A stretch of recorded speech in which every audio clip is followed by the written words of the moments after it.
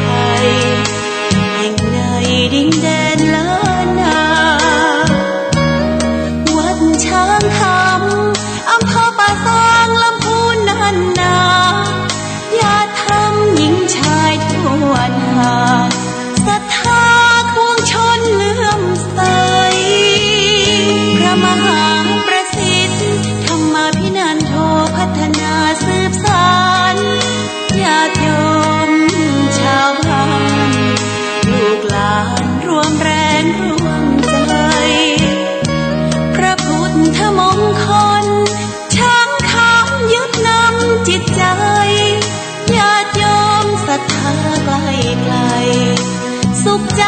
ได้มาแห่งนี้กราบพระพุทธรูปก่ออิฐถือปูนขอบารมีเพิ่มพูนพระพุทธรูปพ้นแสนหาองค์นี้พระพุทธรูปทองเหลืองและเจดีย์ทรงละนาที่มีแผ่นศิลา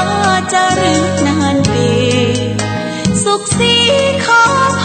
รถึงใจอ้อละนะเชิญร่วมพิธีสืบชะตาหลวงล้านนาและบรรพชาอุปสมบทผลบุญยิ่งใหญ่ทรงน้ำพระเจดีย์และบุรพาจารย์วัดช้างคำก่อนไกลฟังตั้งธรรมหลวงสุขใจส่งท้ายในเดือนธันวา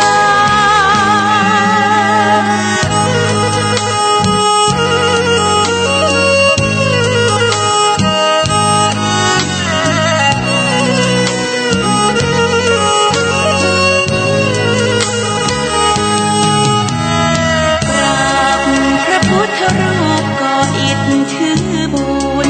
ขอบารมีเพิ่มพูนพระพุทธรูปพ้นแสนหาองค์นี้พระพุทธรูปทองเหลืองและเจดีย์ทรงละนาที่มีแผ่นศิลาจารึกนานปีสุขสีขอพรถึงใจอ้อละนะหมุนคลื่นมาฟังรายการธรรมะสืบสานขอนอบน้อมปูชาสักการะองค์พุทธศาสนาปีชาฉานจอมเมธีเรืองเดชวิเศษญาณประกอบการกรุณาประชากรขอนอบน้อมพระธรรมที่ดำรัสแสดงอัตโอวาทประกาศสอนอันเกื้อกูลรักษาผู้อาทรบ่ฮือฮ้อนรนจิตวิสิทธิคุณขอนอบน้อมพระสงฆ์ทรงสิกขาจริยาล่ำเลิศประเสริฐสูรรักษาศาสตร์พุทธาเป็นนาบุญช่วยค้ำจุนนำพาประชาชนโดยเดชานุภาพพระไตรรัตน์เป็นดุจชัดศาสนาสถาผลขอจุงละความชั่วทั่วทุกคน ประกอบตนเสริมสร้างแต่ทางดีขอจงมีใจสงบประสบสุขนิราศทุกข์ปรีเปรมกระเสมสีขอจงเกิดความฮักสามัคคีฉันน้องพี่ทั่วกันนิรันดร์เทิน10 นิ้วกราบแนบใต้ไหวสาปารมีธรรมในครูบาอาจารย์พระมหาเถรานุเถระท่านเจ้าคณะพระสังฆาธิการทุกรูปทุกตนขอความสุขความสวัสดีในธรรมะแห่งองค์สมเด็จพระสัมมาสัมพุทธเจ้าจงมีแก่บรรดาสาธุชนท่านผู้ฟังทุกท่านที่มีโอกาสเปิดเครื่องรับฟังรายการเสียงธรรมก่อนรับตาตั้งสถานีวิทยุเพื่อการศึกษาพระพุทธศาสนาและวัฒนธรรม FM ความถี่ 104.50 เมกะเฮิรตซ์วัดฝ่ายหินตำบลสุเทพอำเภอเมืองจังหวัดเชียงใหม่เมตตาในท่านพระครูสมุวิสุวัตรวรกิจโจท่านเจ้าอาวาสท่านผู้อำนวยการสถานีวิทยุแห่งนั้นถวายเวลาธรรมาภาพได้น้อมนำเอารายการนี้มาจากอธิบายเพิ่มเติมประคับประคองบรรดาญาติโยมที่อยู่ท่าดาวฟังรายการธรรมะในชีวิตประจำวันทุกเมื่อค่ำยามคืนของแต่ละคืนทุกวันเสาร์วันอาทิตย์วันจันทร์วันอังคารวันพุธวันพฤหัสและก็เว้นวันศุกร์ซึ่งก็ถือว่าเป็นรายการส่วนหนึ่งที่นำมาเอื้อนเจริญพรบรรดาญาติโยมที่เอาท่านทั้งหลายได้กระทำบำเพ็ญให้เป็นไปโดยประกาศและทั้งหลายน้ำธรรมคำสอนเป็นอาหารใจกับบรรดาท่านสาธุชนทุกคนทุกครั้งที่ได้มีโอกาสฟังน้ำฟังธรรมกันเป็นประจำวันนี้พระกันก็เป็นวันพุธที่26เดือนมกราคมพุทธศักราช2565เดือน4เหนือแรม9ค่ำแต่วันนี้เป็นวันแรม8ค่ำทั้งนี้ทั้งนั้นเขาได้สะดุ้งตื่นมืนตาไปทำภาระธุระที่เขาได้ทำกันมาตั้งแต่เช้ามืดมาถึงเมื่อค่ำยามแรงพลิกถึงบ้านถึงจองถึงห้องถึงเฮือนบ้านไผ่บ้านมันบ้านไผ่จองหอจองเฮือนของไผ่ของมันทางนี้ทางนั้นก็ถือว่าได้พลิกถึงบ้านถึงจองแล้วก็ถือว่าไปได้อยู่ใกล้ชิดสนิทสนมครอบครัวไผ่ครอบครัวมันเนาะเราก็ถือว่าได้ร่วมด้วยช่วยกันทำกิจกรรมแต่ในของไผ่ของมันที่เกิดเป็นประโยชน์นี้เราทำบุญเราทำความดีเราสร้างบารมีกับตัวกับตนมากน้อยแค่ไหนตั้งแต่เจ้ามาเจ้ายันเจ้ามืดมาเราอยู่ในสังคมแห่งการอยู่ร่วมบางเตื้อบางครั้งบางโอกาสจำเป็นจะต้องร่วมด้วยช่วยกันเนาะร่วมด้วยช่วยกันอยู่คนเดียวไม่ได้ต้องอยู่ด้วยกันเป็นหมู่เป็นคณะเราต้องลงมือทำกิจกรรมทั้งหลายบางอย่างนี่ต้องอาศัยการร่วมด้วยช่วยกันจึงจะดีเอาไปรอหั่นรอนี่บนบวญาการยืนรอโชคชะตาในสิ่งที่พอบหันในสิ่งที่พากันจินตนาการก็เหมือนการมีชีวิตที่ศูนย์ที่ยืนศูนย์เปล่าไปวันแต่การใช้ชีวิตโดยการกระทำที่สามารถทำได้เรื่อยๆชีวิตนั้นมีคุณค่ากับตัวตนเราท่านทั้งหลายอยู่เป็นประจำอยู่แล้วทั้งนี้ทั้งนั้นก็ถือว่าทุกสิ่งทุกอย่างสรรสร้างเพิ่มเติมเสริมแต่งให้มันดีเท่านั้นจึงจะดีเมื่อตะคืนนี้ได้เรื่องของความมัจฉริยะตรณีเนาะคิจิเนาะเรื่องของความคิจิมีอยู่หลายอย่างที่ได้เอิ้นเจริญพรมาคนว่าคิจิที่อยู่คิตระกูลคิจิเนาะแล้วตลอดจนตรณีลาภแบ่งทรัพย์สมบัติให้คนอื่นวันนะก็คือถ้าเป็นอินเดียเนี่ยมันเป็นการแบ่งชั้นวรรณะ ตรณีธรรมคือบ่อยากให้ความรู้ที่ตนเองมีแก่คนอื่นเช่นครูบาอาจารย์บางรูปบางตนเป็นผู้มีเวทมนต์คาถามีความแตกฉานตรงนั้นตรงนี้ก็บ่อยากจะบอกให้คนอื่นรู้กลัวคนนั้นจะมีความรู้จะมาแข่งกับตัวกับตนเนาะจะมาแข่งกับตัวกับตนก็ดีอันเนี้ยถือว่าจิความรู้ครูบาอาจารย์บางตนก็ใจสปอร์ตดีเนาะก็บ่ยอมให้ลูกให้หลานตลอดจนบางคนมีความรู้มีศิลปะวิทยาการต่างหลายก็บ่ยอมบอกลูกบอกหลานหรือฮื้อกับไผจนปลาตายโดยไปแห่งก็มีทราบว่าคนไทยบางคนมีศิลปะวิทยายาขนาดดีเวทมนต์วิเศษก็บ่ยอมบอกคือไผพอตายไปก็ไปด้วยกันหมดไผก็เอาไปไว้ไม่ได้สักคนเพราะว่าบ่เคยแบ่งคือไผคนใดคนหนึ่งเลยก็เป็นเรื่องที่น่าหันใจเพราะฉะนั้นไผที่ตรณีความรู้ตรณีวิทยาการตรณีธรรมะนั่นจัดเข้าในข้อที่นี้ทางนั้นแต่ถ้าผู้ใดบ่ขี้จิบ่ตรณีผู้นั้นเป็นนักเสียสละโดยเฉพาะผู้เสียสละก็จะต้องทำลายความตรณีออกไปเสียเช่นพระพุทธเจ้าเป็นต้นเจ้าชายสิทธัตถะนะพระห้องว่าเสียสละความตรณีทำลายความตรณี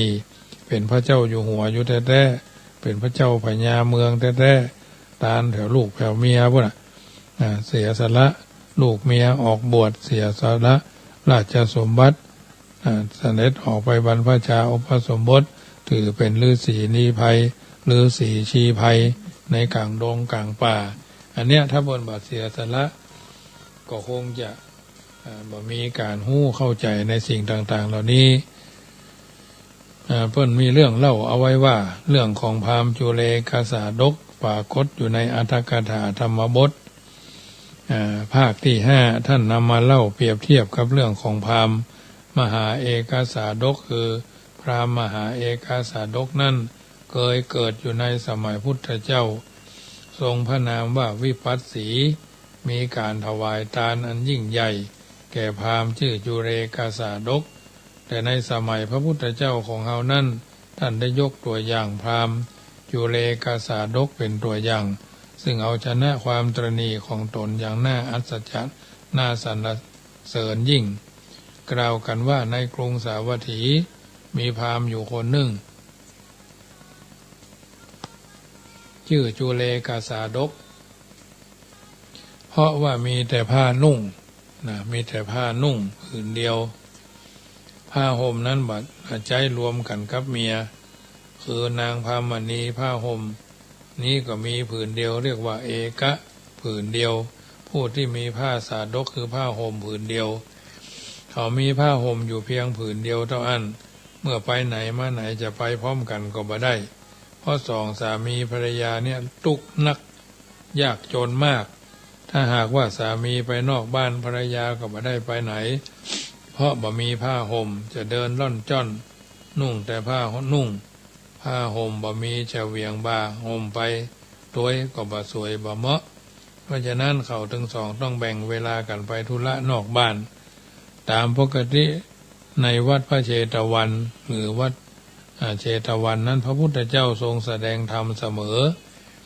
บางครั้งเขาก็มีการประกาศไปทั่วเมืองว่าพระพุทธเจ้าหรือพระสงฆ์จะแสดงธรรมทั้งกลางวันทั้งกลางคืนในวันนั้นพราหมณ์ผู้เป็นสามีหรือจุเลกสาดกก็อยากจะไปฟังธรรมกันสองผัวเมียกันถึงสองผัวเมียเพราะว่ามีความเคารพนับถือต่อพระพุทธเจ้าและพระสงฆ์อยู่จึงปรึกษากับภรรยาว่าเอาทั้งสองอยากจะไปฟังธรรมจะไปพร้อมกันก็ไม่ได้เพราะว่ามีผ้าห่มมีเพียงผืนเดียวเพราะฉะนั้นจึงตกลงกับนางพามณีผู้เป็นภรรยาว่าอ้ายไปเมื่อวันเตะน้องจะไปเมื่อคืนว่านะอ้ายไปเมื่อวันเตะน้องจะไปเมื่อคืนตอนกลางวันก็คือนางพามณีคือภรรยาไปฟังธรรมได้ผ้าห่มผืนนั่นไป พราหมณ์นั้นก็นั่งรออยู่ตลอดกลางวันพอตกค่ำภรรยาพลิกมาตัวเองก็จะได้ไปฟังธรรมรอบกลางคืนแสดงว่าพระสงฆ์ในสมัยนั้นแสดงธรรมกันทั้งวันเป็นวันเป็นคืนเมื่อเวลามีการประกาศฟังธรรมซึ่งเป็นครั้งเป็นคราวหรือเป็นพิเศษพอถึงวาระของพราหมณ์จุเลกาสาดกผู้เป็นสามีเขาก็ได้ไปฟังธรรมที่วัดพระเชตวันเมื่อฟังธรรมก็เกิดความเลื่อมใสปีติซาบซ่านธรรมะปีติก็เกิดในพระธรรมเทศนาของพระพุทธเจ้าอย่างนักตั้งแต่ค่ำแล้วก็เกิดความเลื่อมใสอยากถวายผ้าสาดกคือผ้าห่มผืนเดียวของตนนะแต่พระพุทธเจ้าแต่ก็คิดแล้วว่าถวายไปแล้วตัวเองก็บ่มีผ้าจะห่มภรรยาของตัวเองก็จะบ่มีผ้าจะห่มเพราะว่ามีผืนเดียวเท่าอันถึงบ้านถึงเฮือนสองคนผัวเมียพอคิดถวายขึ้นมาจิตมัจฉริยะขี้เหนียวตั้งปันดวงก็เกิดขึ้นมาห้ามศรัทธาจิตเอาไว้พอศรัทธาจิตเกิดขึ้นว่าจะต้องถวายมัจฉริยะจิตใจตรณีก็มาห้ามแถมว่าถวายบ่ได้เพราะเฮาเนี่ยยากจนมีผ้าห่มผืนเดียวก็คัดกันอยู่อย่างนี้ระหว่างศรัทธากับมัจฉริยะจนปฐมยามผ่านไปเนาะยามในประเทศอินเดียมี3 ยามละ4 ชั่วโมงคือปฐมยามก็ตั้งแต่6 โมงแรงถึง4 ทุ่มมัชฌิมยามก็4 ทุ่มถึงตี 2ปัจฉิมยามก็ตี 2ถึง6 โมงเช้าเรียกว่า3 ยามนะยามที่1ปฐมยาม6 โมงเย็นถึง4 ทุ่มยามที่2 4 ทุ่มถึงตี 2ยามที่3ตี 2ถึง6 โมงเช้าเรียกว่า3 ยามปฐมยามยามแรกมัชฌิมยามยามในท่ามกลางและปัจฉิมยามยามสุดท้ายพราหมณ์คนนี้ในปฐมยามยามแรกก็ตั้งใจจะถวายผ้าสาดกของตนเองแด่พระพุทธเจ้าแต่จิตมันคัดอยู่ศรัทธาจิตเกิดขึ้นจักถวายมัจฉริยะจิตห้ามไว้เสียเป็นอยู่อย่างเนี้ยจนปฐมยามผ่านไปเขาก็ฟังธรรมไปฟังไปก็อยากจะถวายอยู่เรื่อยเขาเลื่อมใสในพระพุทธเจ้าเป็นกำลังแต่ตอนมัชฌิมยามนั่นก็เถียงกันอยู่นั่นน่ะระหว่างจิตที่ตระหนี่กับจิตที่มีศรัทธาเมื่อเถียงกันอยู่ก็ยังตัดสินใจบ่ได้เพราะว่ามีผ้าผืนเดียวกันแต่พอเข้าปัจฉิมยามพราหมณ์นั้นได้ใจศรัทธาจิตครอบงำมัจฉริยะจิตของตนไว้ได้ดังนั้นพราหมณ์ผู้นั้นจึงได้นำผ้าสาดกของตนเองเข้าไปน้อมถวายแด่พระพุทธเจ้าในปัจฉิมยามนะยามบั้นปลายเป็นยามสุดท้ายใกล้แจ้งแล้วพอนำเข้าไปถวายเสร็จปุ๊บพราหมณ์ดีใจเป็นลิงโลดนะถึงกับอุทานออกมาด้วยเสียงดังว่าชิตังเมชิตังเมเราชนะแล้วเราชนะแล้วชิตังเมชิตังเมเราชนะแล้วเราชนะแล้วบ้านเฮานี่ก็คงจะมีถึงขั้นนี้เนาะมีพ่องบางทีตาลไปแล้วก็คืดนั่นคืดนี่คืดตอกคืดต้อยคืดแล้วไม่กูไม่จะไปตาลเงากูหู้อีกุมไปตาลเลยเอาของเขาไปหื้อหมาใหญ่เอาของคุณไปขว้างเฮียปล่อยเน่าปล่อยเสียปล่อยเน่าปล่อยบูดไปเหียอุตสาห์ประณีตวิชิตบรรจงถ้าจะอีก็บ่ต้องทำนะคือกินแหน่งแข็งใจบ่ได้มันได้บุญตาลแล้วเพิ่นอย่าไปขว้างหัวมาจะไปลงน้ำลงหมูมากาไก่จะมันเถอะเขาก็บ่ต้องไปสนใจเพราะเขาถวายไปแล้วหรอกอันเนี้ยพราหมณ์จุเลกษัตริย์ก็เลยว่าชิตังเมชิตังเมเราชนะแล้วเราชนะแล้วทราบว่าในคืนนั้นพระเจ้าประเสนที่โกศลพระเจ้ากษัตริย์เจ้าเมืองแห่งแคว้นโกศลทรงประทับนั่งพระฟังสดับพระธรรมเทศนาอยู่โดยพอได้ทราบสดับเสียงว่าชิตังเมชิตังเมฉันชนะแล้วฉันชนะแล้วเสียงอย่างนี้ย่อมเป็นสิ่งที่น่าสนใจของพระมหากษัตริย์ เพราะพระมหากษัตริย์องค์ใดจะมาชนะเหนือพระองค์บ่ได้ในแคว้นของพระองค์จึงทรงรับสั่งให้อมาตย์เข้าไปถามพราหมณ์นั้นว่าท่านพราหมณ์ท่านชนะอะหยังพราหมณ์ก็บอกว่าเฮาชนะใจตัวเฮาเองที่ตัดความตรณีได้พระเจ้าประเสนที่โกศลทรงทราบอย่างนั้นก็ทรงพอพระทัยว่าพราหมณ์คนนี้ทำสิ่งที่ทำได้ยากเหลือเกินคนที่เสียสละอย่างเนี้ยหาได้ยากมากเขามีผ้าอยู่ผืนเดียวรวมกับภรรยาสำหรับห่มทั้งภรรยาและตัวเองและก็ยังมีผ้านุ่งคนละผืนต่ออันแต่ผ้าห่มนั้นผืนเดียวรวมกันกับภรรยาเขายังถวายแด่พระพุทธเจ้าได้น่าสรรเสริญแต่พราหมณ์คนนี้คนเสียสละอย่างนี้หาได้ยากเขาเลื่อมใสในฐานะที่น่าเลื่อมใสคือมาเลื่อมใสพระพุทธเจ้าที่เขาเคารพเลื่อมใสอยู่เพราะฉะนั้นพระองค์จึงทรงรับสั่งให้อามาตย์นำผ้าไปมอบเพื่อแก่พราหมณ์นั้นกู้หนึ่งเป็นผ้าสาดกพราหมณ์นั้นก็น้อมผ้านั้นไปถวายพระพุทธเจ้าแหมพระเจ้าประเสนที่โกศลก็ทรงให้เอาผ้ามามอบเพื่อแถม4 กู้พราหมณ์นั่นก็ถวายพระพุทธเจ้าแถมพระเจ้าประเสนที่โกศลก็ทรงให้นำผ้ามามอบให้พราหมณ์แห่ง8 กู้และ16 กู้ตามลำดับพราหมณ์นั่นก็ถวายพระพุทธเจ้าหมดเลยจนพระเจ้าประเสนที่โกศลทรงให้นำผ้าสาดกมาถวายพราหมณ์32 กู้พราหมณ์ก็คิดว่าถ้าเฮาบ่เอาไว้ใจพ่องเดี๋ยวเจ้าของคือพระเจ้าประเสนที่โกศลจะบ่ทรงพอพระทัยจะทรงพระกริ้วเนาะก็เก็บไว้กู้หนึ่งสำหรับตัวเองกับภรรยาได้ห่มใน32 กู้นั่นยังเหลือทำ30 กู้ก็น้อมถวายพุทธเจ้าแถมพระเจ้าประเสนที่โกศลทรงทราบเขาเข้าอย่างนั้นจึงรับสั่งอมาตย์ไปนำผ้ากำพลพิเศษผ้ากำพลก็คือผ้าที่ทำจากขนสัตว์ราคา100,000 กหาปณะกู้หนึ่งนำมามอบเพื่อพราหมณ์นั้นคิดว่าผ้าอย่างอี้บ่ควรถูกต้องกายของเฮาเพราะเฮามันบ่เหมาะเฮามันเป็นคนตุกกำผ้าบ่เหมาะควรจะถวายแด่พระพุทธเจ้าจึงได้นำไปถวายแด่พระพุทธเจ้าเพื่อเป็นกั้นเป็นเพดานในพระคันธกุฎีส่วนแห่มผืนหนึ่งนำไปไว้ที่บ้านของตนเองเพื่อเวลาที่พระพุทธเจ้าเสด็จมาก็จะได้ใช้ผ้า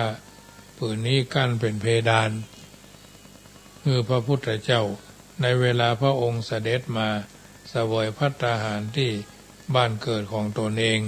พระเจ้าประเสนที่โกศลเสด็จไปที่พระคันธกุฎีในวัดเชตวันทรงหันผ้านั่นทรงทราบว่าพราหมณ์นั่นถวาย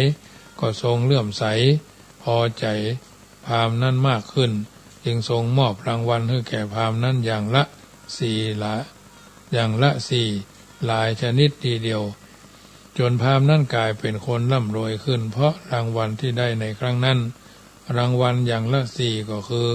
จ้าง4 เชือกม้า4 ตัวกหาปณะ4 ปันแม่หญิง4 คนทาส4 คนข้าจาย4 บ้านสวย4 ตำบลสำหรับเก็บสวยพราหมณ์นั้นก็ร่ำรวยขึ้นทันทีทันใดในช่วงนั้นเองเพราะเหตุที่ถวายผ้า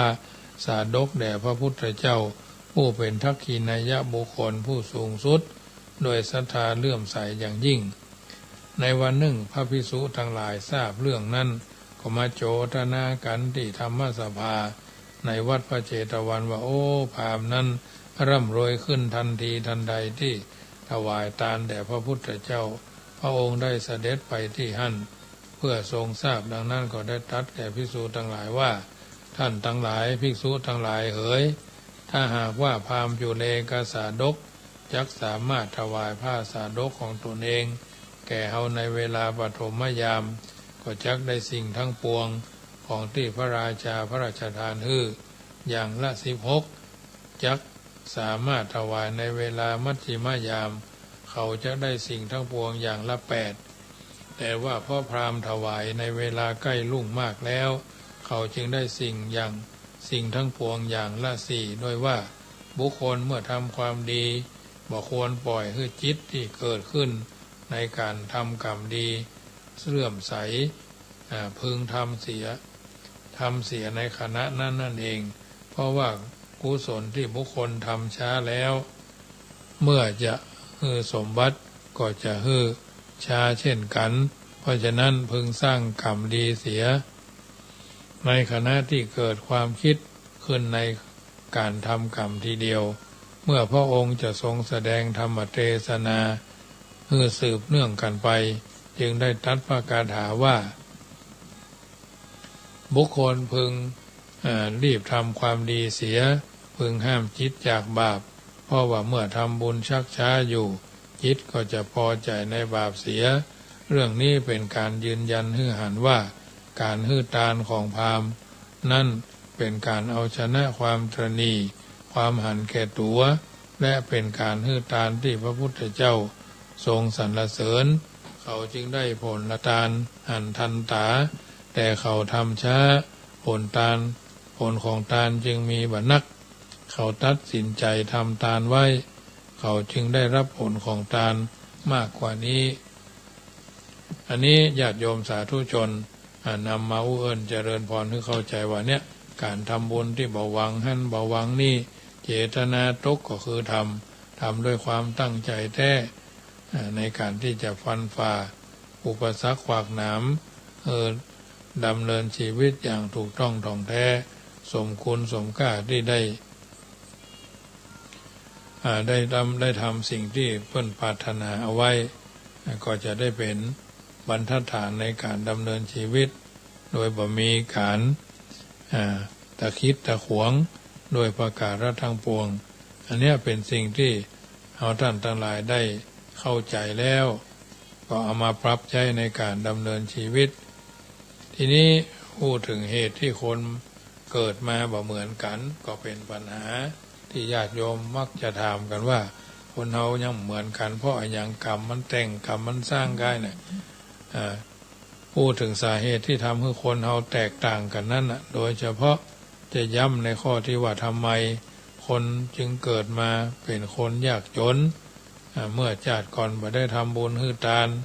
ชาติปัจจุบันก็บ่ฮู้จักตั้งตัวเนี่ยตามหลักพุทธศาสนาการที่คนเฮาเกิดมายากจนนั่นมีสาเหตุอยู่2ประการนะก็คือชาติก่อนบ่ทำบุญไว้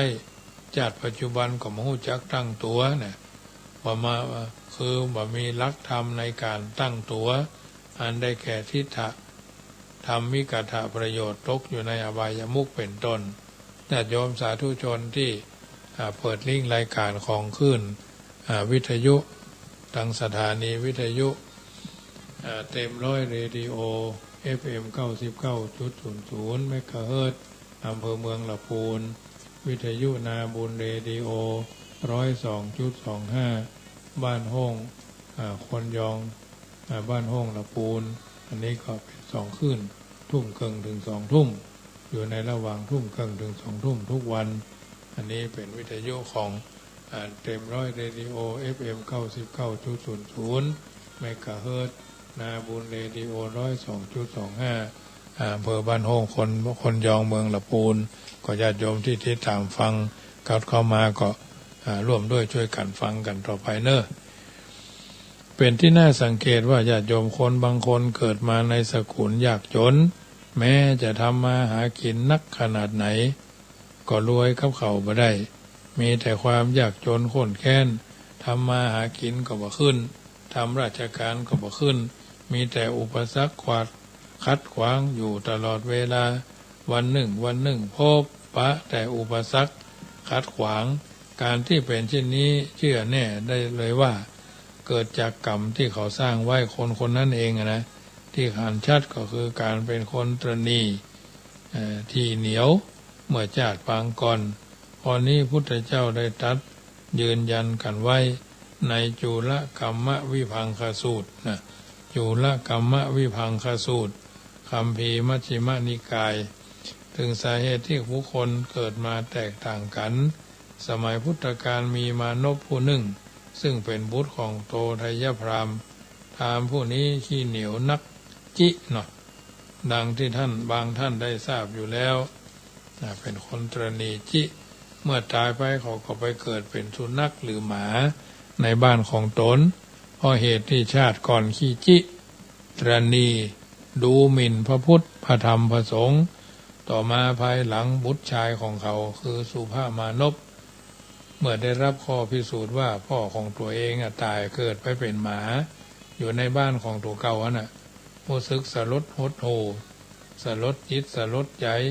และเชื่อมั่นในพระพุทธเจ้าในเมื่อพบสิ่งที่พ่อฝังไว้4 อย่างซึ่งเป็นการยืนยันว่าการเวียนว่ายตายเกิดนั้นมีแน่ที่สลดใจนักก็คือพ่อของตัวเองแทนที่จะได้เกิดเป็นพรหมอยู่ในพรหมโลกตามคำทำนายของพวกพราหมณ์แต่ปิ๊กกลับกลายมาเกิดเป็นหมาอยู่ในบ้านของตัวเองซึ่งเป็นลูกสุภามานพไปทูลถามพระพุทธเจ้าเกี่ยวกับกฎแห่งกรรมโดยทูลถามว่าข้าแด่พระองค์ผู้เจริญเหตุไฉนทำไมคนเราจึงเกิดมาแตกต่างกันพระเจ้าข้าทำไมบางคนอายุสั้นบางคนอายุยาวบางคนอายุยืนบางคนเป็นกะโรคไข้เจ็บ3 วันดี4 วันไข้อ่องเนาะจะลุกก็โอยจะนั่งก็โอยบ่สะดวกบางคนโรคภัยไข้เจ็บนักลุมลำเนาะบางคนโรคภัยไข้เจ็บน้อยบางคนทุกข์สุดทุกข์บ่มีภัยตามไฟส่องต้องทุกข์บ่ได้นุ่งบ่ได้น่องพี่น้องบ่ได้ยุ่งบ่ได้นุ่งบ่ได้ย่องพี่น้องก็ดูถูกดูแคลนบางคนก็รวยบางคนก็รูปไม่สวยบางคนรูปสวยบางคนเกิดในสกุลต่ำบางคนก็เกิดในสกุลสูงบางคนก็เกิดในสกุลสูงบางคนก็เกิดในสกุลต่ำอันนี้ก็แล้วแต่บางคนมีศักดิ์ต่ำบางคนมีศักดิ์สูงบางคนก็สึงตึงบางคนก็ฉลาดเป็นปัญหา7 คู่ด้วยกัน14 ข้อเท่าที่สังเกตดูแล้วก็พบปะว่าคนในโลกเช่นเนี้ยพระพุทธเจ้าตรัสตอบสุภามานพว่าก็เพราะกรรมจำแนกสัตว์ให้โลกแตกต่างกันโดยตรัสยืนยันในพระสูตรนี้ว่าดูก่อนท่านมานพสัตว์ทั้งหลาย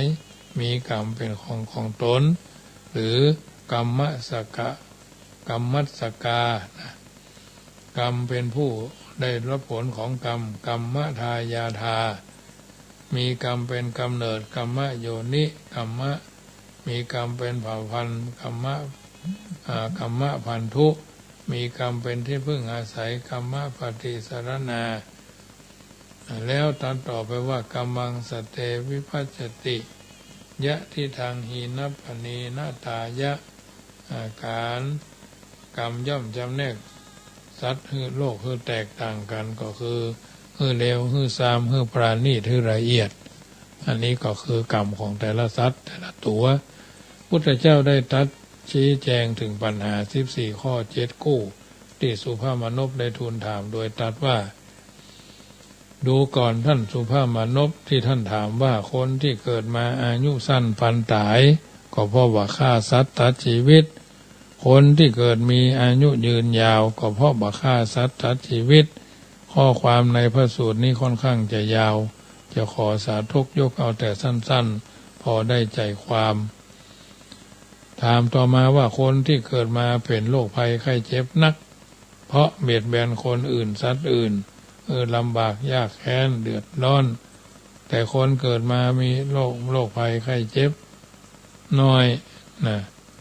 แต่คนเกิดมาโรคภัยไข้เจ็บน้อยเพราะเบียดเบียนผู้อื่นสัตว์อื่นเป็นต้นประการต่อมาบางคนยากจนข้นแค้นเพราะเมื่อจากปางก่อนเป็นคนขี้เหนียวจักกินก็กลัวพันจักทันก็กลัวเสี่ยงยี่บอยยี่ใบเบี้ยวปากจูนปากบืนปากเนาะหมูจักบริจาคทานเปิ้นว่าร่วมทำบุญทานหาพ่อหาแม่หาพี่หาน้องไฟไหม้ก็ไปช่วยกันน้ำท่วมก็ไปช่วยกันเดี๋ยวนี้เปิ้นจะเอาอาหารไปแจก เลี้ยงอาหารกลางวัน10 บาท20 บาท100 บาท200 บาทก็แล้วแต่หรือได้ไปก็ซื้ออันนั้นหอมไปเนาะแจกแจงแยกแยะเป็นสัดเป็นส่วนเป็นคิดจลักษณะอันเนี้ยบ่ฮู้จักบริจาคเพราะขี้จิส่วนคนที่เกิดมาร่ำรวยก็เพราะว่าบัตรณีที่เหนียวฮู้จักบริจาคทานคนที่เกิดมารูปไม่สวยเพราะเป็นคนขี้โกรธเกิดมารูปสวยเพราะเป็นคนไม่ขี้โกรธนะมีเมตตาต่อผู้อื่นสัตว์อื่นอันนี้เป็นต้นคนที่เกิดมาในสกุลต่ำเพราะเป็นผู้บ่อ่อนน้อมถ่อมตนตีนแข็งมือแข็งเอวแข็งเนาะก็ว่าได้เกิดมาในสกุลสูงเพราะเป็นคนอ่อนน้อมถ่อมตนต่อผู้ใหญ่คนที่เกิดมาบ่มียศมีศักดิ์มียศศักดิ์มีศักดิ์ต่ำมักจะเป็นคนงานหรือคนต่ำศักดิ์เนาะเพราะเป็นคนริษยาผู้อื่นเมื่อเขาได้ดีคนที่เกิดมาเป็นคนมีศักดิ์สูงเป็นใหญ่เป็นโตเพราะบริษยาผู้อื่นให้เขาได้ดีคนเกิดมาโง่เขาเพราะบ่เข้าไปไต่ถามสมณพราหมณ์อยู่ห่างเนาะอยู่ไกลตุไกลผ้าไกลบัณฑิตนักปราชญ์ผู้รู้ผู้ฉลาดทั้งหลายถามถึงบุญถึงบาปถึงคุณถึงประโยชน์ถึงโทษถึงตาและบ่ใช่ประโยชน์ส่วนคนที่มาเกิดมาฉลาดพอเขาเข้าไปไต่ถามสมณพราหมณ์ถึงบาปบุญคุณโทษประโยชน์และบ่ใช่ประโยชน์สุภาพมนพเมื่อฟังสูตรนี้จบลงก็ได้ประกาศตนนับถือพระรัตนตรัยเป็นที่พึ่งเรื่องนี้เป็นการชี้หันตามกฎแห่งกรรมว่าคนที่เกิดมายากจนส่วนหนึ่งเกิดจากขี้เหนียวคนบางคนมักเข้าใจผิดว่าโอ้ถ้าหาขี้เหนียว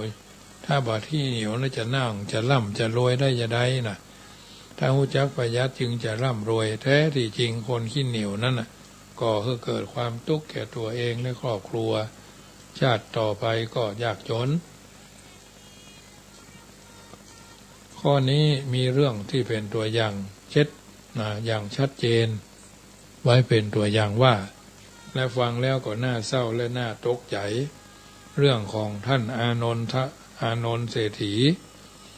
เรื่องนี้ปรากฏอยู่ในคัมภีร์อรรถกถาธรรมบทหนังสือธรรมบทภาค3ภาคที่3เลยเป็นหลักสูตรของปริยัติธรรมมันท่านประโยคพระธร12เนาะประโยค12นั้นภาค3 4 5นี่3 4 5เนาะเป็นนั้นของปริยัติธรรม2ประโยค12เนาะอันนี้เรื่องของอานนท์เศรษฐีกล่าวกันว่าสมัยพระพุทธเจ้าประทับอยู่ในเมืองสาวัตถีซึ่งอยู่ทางทิศตะวันออกเฉียงเหนือของอินเดียบ่ใกล้บ่ไกลจากภูเขาหิมาลัยมากนักสาวัตถีเป็นเมืองหลวงที่ยิ่งใหญ่ของแคว้นโกศลสมัยนั้นณเมืองสาวัตถีนั้นมีเศรษฐีผู้หนึ่งอยู่ร่ำรวยมากมีทรัพย์อยู่80 โกฏกหาปณะโกฏหนึ่งก็10 ล้าน80 โกฏก็เท่ากับ800 ล้านกหาปณะหนึ่งก็เท่ากับ4 บาทเอา4คูณ800ก็จะได้เข้าไป 3,200 ล้านนะเงินบาทยุคนั้นทรัพย์สมบัติทั้งหมดไม่ได้หมายความว่าเป็นตัวเงินตัวทองแต่เพียงอย่างเดียวแต่รวมหมดทรัพย์สินสมบัติเรือกนาไร่สวนทั้งหมดรวมกันเป็นราคา80 โกฏนับว่ารวยมากที่สุดสมัยนั้นแม้เศรษฐีจะร่ำรวยนักแต่ก็เป็นคนขี้เหนียวขั้นมหามัจฉรีเนาะจอมขี้เหนียวขั้นมหามัจฉรีขี้เหนียวคือจอมขี้เหนียวนักขี้เหนียวเอามากไม่ยอมให้อันยังแก้ไขเลย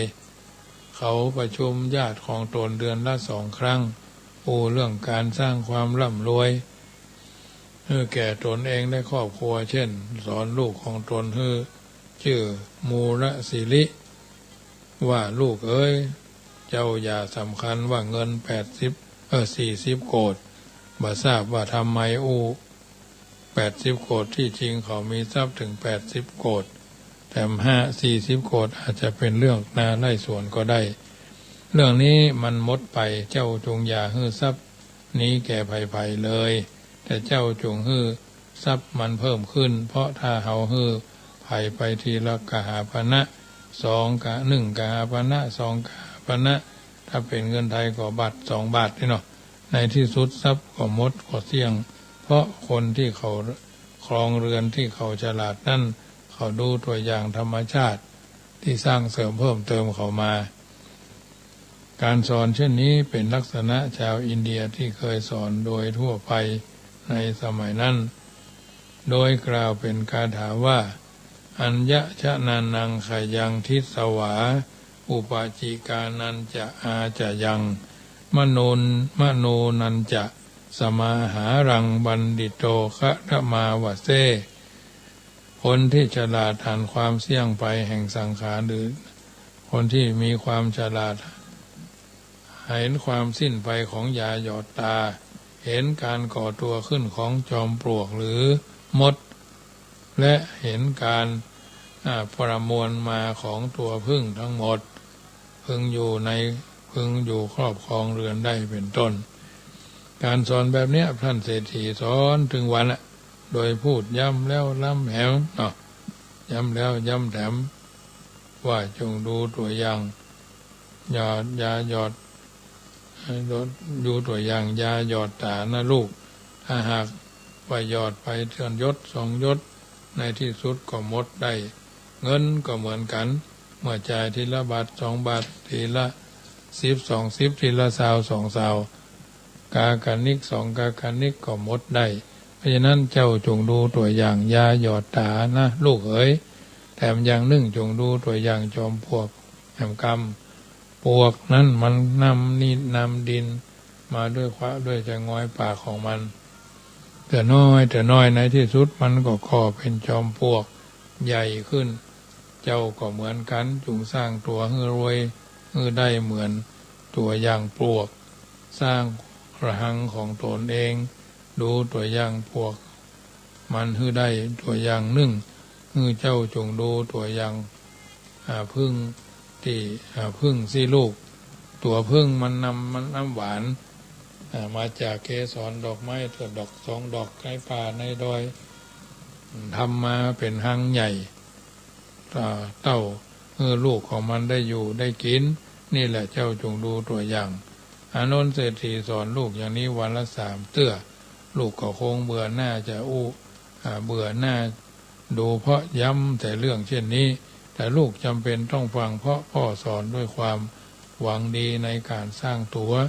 แต่ก็ปรากฏว่าลูกของท่านอนันทเศรษฐีจะขี้เหนียวเหมือนพ่อก็นะภายหลังอนันทเศรษฐีก็ตายไป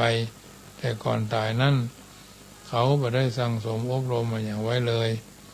จึงได้ไปเกิดในสกุลจันดาน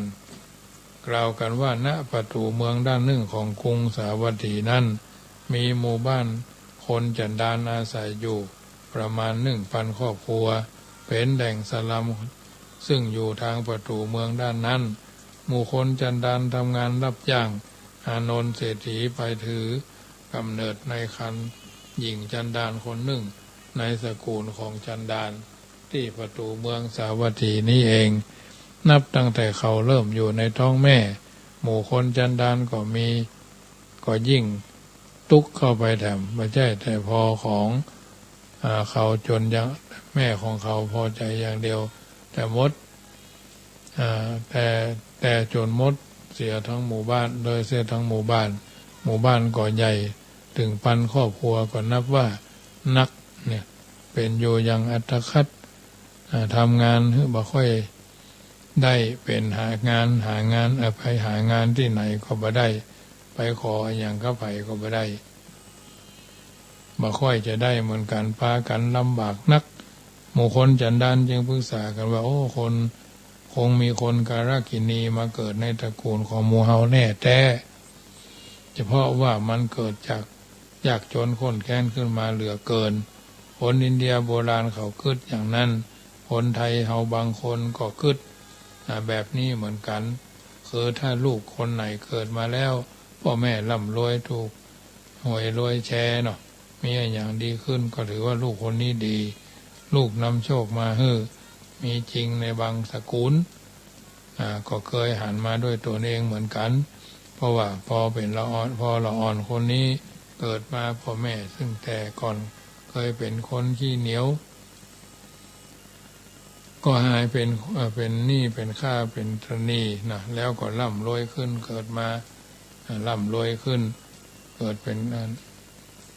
ละอ่อนคนนี้เป็นเล็กเป็นแม่อีละอ่อนไม่ยิงและเป็นละอ่อนในส่วนกลางนะส่วนพ่อแม่เขารวยขึ้นมาบ่ถึงกับรวยนักแต่ก็ดีใจก็ดีขึ้นเพราะละอ่อนผู้มีบุญมากเกิดเป็นบุญนักมาได้มาเกิดตอนนี้อายุก็คงราว7 ขวบมีความเข้าใจมีการหันคุ้นเคยกันมาพ่อแม่ก็เองก็ร่ำรวยดีขึ้นฐานะก็ดีขึ้นหญิงชราคนหนึ่งเมื่อดูละอ่อนคนนี้แล้วก็นำทำนายว่าเป็นละอ่อนผู้เป็นผู้มีบุญมาเกิดเนอะพ่อละอ่อนเอ๋ยเนาะอันนี้ในฐานะที่เกิดมามีบุญคนไทยชอบแต่ว่าผู้ที่เกิดมาแล้วครอบครัวพากันเดือดร้อนเขาบอกค่อยกันแท้ที่จริงบางคนนั้นพอเกิดขึ้นมาแล้วพ่อแม่ลำบากนี่เป็นกรรมของเขาอย่างอานนทเศรษฐีไปเกิดใหม่เป็นตัวอย่างแต่แม้เพียงตั้งแม้เพียงแม่ตั้งท้องเท่านั้นก็ลำบากกันไปหมดแล้วทั้งตระกูลจันดานเพราะฉะนั้นญาติโยมสาธุชนท่านผู้ฟังทั้งหลายธรรมะก่อนรับตาหรือเสียงธรรมก่อนรับตานำมาเอื้อนเจริญพรให้บรรดาญาติโยมได้ฟังเป็นช่วงที่2แห่งการบรรยายธรรมะ5 นาทีถึง2 ทุ่มมาถึงช่วงสุดท้ายก่อนที่จะนำรายการจากท่านไปในค่ำคืนของวันนี้ก็ขอประชาสัมพันธ์ข่าวสารงานบุญเนอะโดยว่าวัดชังคำจะได้มีการทอดพระป่าจตุปัจจัยมาเป็นกองทุนในการบูรณะกุฏิสงฆ์องค์นอนขึ้นในวันที่13 เมษายนที่วัดจังกรรม2565 กองเนาะกองเงินกองละ100กองทองกองละ200กองเพชรกองละ300เนาะ1 2 3เนาะอันนี้เป็นทำบุญคือเป็นมงคลต่อคือสถานที่อยู่เสื้อผ้ายาบ้านนะปัจจัย4นะปัจจัย4ก็สามารถร่วมทำบุญกันได้หรือจะทำบุญเป็นตารางเม็ดนะตารางเม็ดละ100 2,565 ตารางเม็ดผ้าป่าก็ 2,565 กองเพชรกองละ300กองทองกองละ200กองเงินกองละ100ตารางเม็ดก่อนตารางเม็ดละ100ก่อนแล้วแต่ทางนี้ท่านนั้นก็เป็นกิจกรรมส่วนหนึ่งที่นำมาประชาสัมพันธ์ทำคนเดียวก็บ่ดีต้องอาศัยเพื่อนพ้องพี่น้องญาติธรรมกัลยาณมิตรที่ฟังอยู่ทางบ้านวันนี้ก็เป็นวันพุธญาติโยมตอนกลางวันก็อาจจะฟังตังคืน96เนาะกลางคืนก็ฟังที่104.50นะ104.75ซึ่งก็เป็นสถานีวิทยุแห่งการศึกษาและเผยแผ่พระพุทธศาสนาเปิดตั้งแต่ตี 3มีรายการของครูบาอาจารย์จากคลื่นสีขาวไปจนกระทั่งถึงจบรายการแต่ละวันอันเนี้ยเป็นอาหารใจจิ้นปลาอาหารหมูเห็ดเป็ดไก่เอาได้มีโอกาสไปซื้อไปหาไปจัดทางตลาดร้านค้ามาแล้วอันนี้ก็ถือว่าก็เป็นอาหารประจำแต่อาหารใจนี้พยายามจะไปละจะไปเลิกจะไปเพิกเฉยทำเวลาวันเวลาให้ดีให้มีคุณมีค่าสมคุณสมค่าที่เราท่านทั้งหลายจะได้นำไปปรับใจทำให้เป็นการชำระมัจฉริยตรณีตาลกินตาลหยาดน้ำมากพวงหลวงหลายเนาะจักได้สบายเกิดสุขไปหน้าบุญขินบุญตาลเท่านั้นจะได้เป็นป่าไถยังเข้าห่อเป็นมงคลกับตัวกับตนทุกคนทุกท่านแต่ละคนแต่ละวันพยายามปรับใจมันเกิดกับตัวกับตนเตือละครั้งบางทีบางครั้งสิ่งต่างๆเหล่านี้ถือว่าเป็นสัจธรรมที่จะต้องลงมือทำตัวเนาะเอาอยู่ในสังคมไปว่าบ่ได้บ่ลงมือทำเขาก็บ่จ้างเนาะบ่จ้างก็บ่ถาม ยิ่งบ่ไปไหนเนาะกลัวเกินไปก็กล้าเกินไปก็บางเทื่อนี่ก็จำเป็นจะต้องปรับใจในการดำเนินชีวิตความอยู่ด้วยกันเขาไม่ใช่อยู่คนเดียวเขาอยู่กันด้วยกันเป็นหมู่อยู่ด้วยคู่กันอย่างพี่ดีกันอย่างน้องปรองดองกันเหมือนญาติชีวิตเขาก็ต้องสู้ประวัติศาสตร์ในโลกาต่างก็หาเลี้ยงต้องจำเป็นจะต้องดิ้นรนขวนขวายเส้นทางชีวิตจากเกิดถึงตายบ่เต้ากันนายพ่องยาวพ่องสั้นต้องหาเลี้ยงตนฮื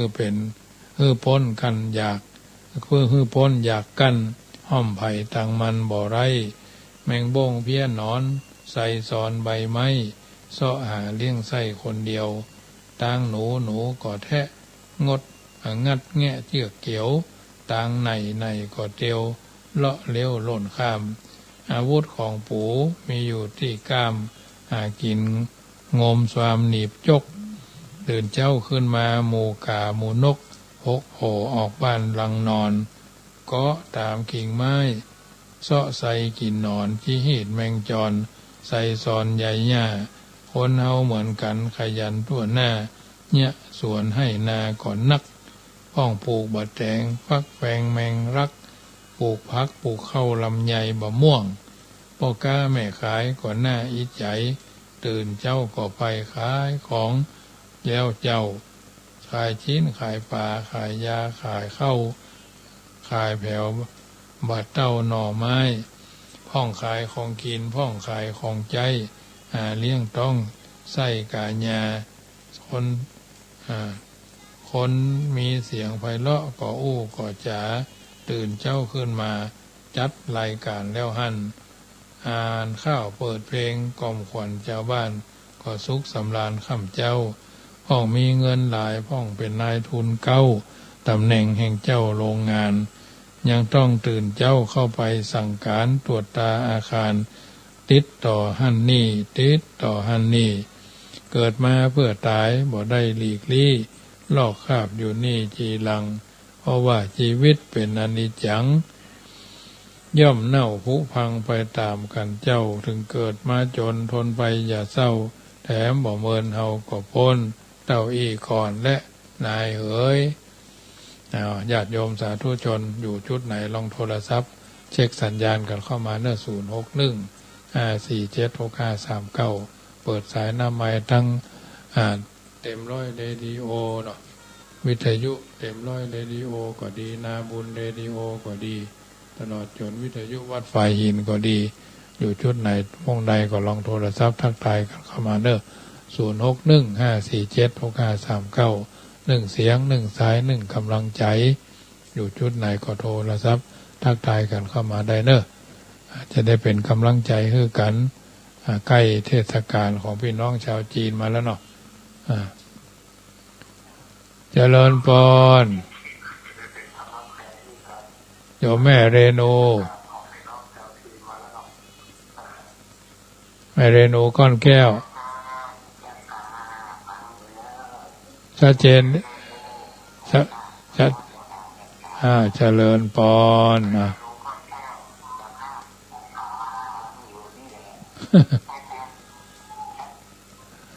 แม่เรนูก้อนแก้วต้องปิดวิทยุด้วยถึงจะชัดเนาะเพราะฉะนั้น1เสียง1สาย1กำลังใจอยู่ชุดไหนม่วงใดโทรเป็นกำลังใจกันได้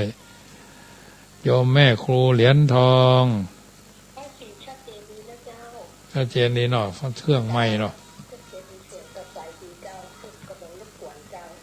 เจ้าโมทนาเนอเจริญพรเนาะแม่ชีกันที่นี่แม่แรงนี่ชัดอยู่ก่ะเจ้าชัดอยู่เจ้านี่ชัดดีเจ้าได้ทั้งสองอย่างนะเจ้าโมทนาแม่ชีกันที่นี่ปุ้นเวียงเป้ากดเป็นกำลังใจคือเหมือนกันเนาะเอาละสมสมัยได้เวลาถึงเวลาที่จะต้องนำรายการจากท่านไปก่อนเนอะจะรับจะนอนเข้าหาเฝ้าพระพุทธเจ้าไหว้พระนบธรรมเมื่อเรียบร้อยก่อนท่านนอนหลับไปในคืนนี้ขอจงตั้งดวงฤดีไว้ให้มั่น นึกถึงกุศลผลความดีที่ผูกพันจิตตั้งมั่นและแน่วแน่แล้วแผ่ไปเอาหำสายเนาะเจริญพรโยมแม่อุโมงค์